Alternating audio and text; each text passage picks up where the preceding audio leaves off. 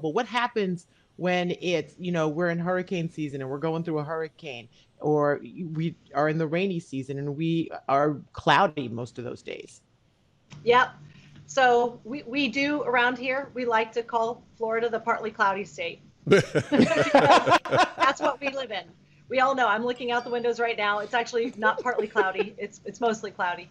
Um, and so it's a very important point that you bring up. Solar is a wonderful renewable energy, sunshine, I should say. So solar panels, they've gotten far more efficient. They work better on cloudy days.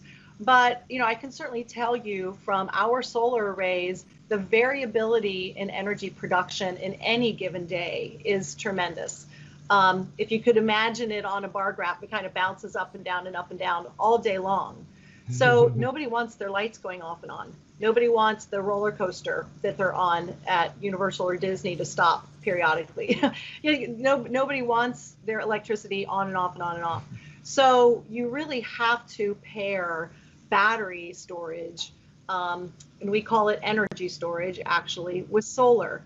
And what that does is when solar energy is going up and down and up and down, the energy storage smooths that so that we get a consistent flow of electrons onto the grid.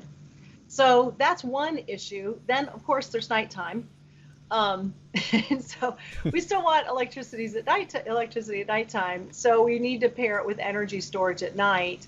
And you mentioned it there. We just about a month ago, we had a multi-day incredibly heavy cloud cover and rain. It wasn't even a big storm. I think it was the leftovers of a storm over in the Gulf Coast. But it caused our solar production to be all the way down to only about 25% at the peak of the day. So you have to have some sort of energy storage solution that can last us through a multi-day event. And I have found it's fascinating. The reason we don't call it batteries is there's different types of energy storage. There are batteries called lithium ion, you've probably heard of them, that ramp up like that. So on those cloudy days when energy storage is doing this, the lithium ion batteries can just go right along with it and respond and get a really smooth flow of electrons. But they don't last very long. They're not long duration batteries. So if you need to last all night long, certainly for several days, lithium ion batteries are probably not your best bet.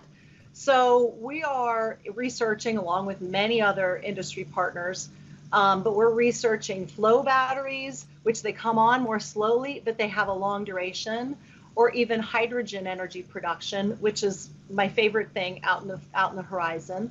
But hydrogen production is another thing that you store electricity in the hydrogen, and then when you pair hydrogen with oxygen, it gives off electricity, along with water vapor and heat. So it's the perfect renewable energy storage, in my opinion.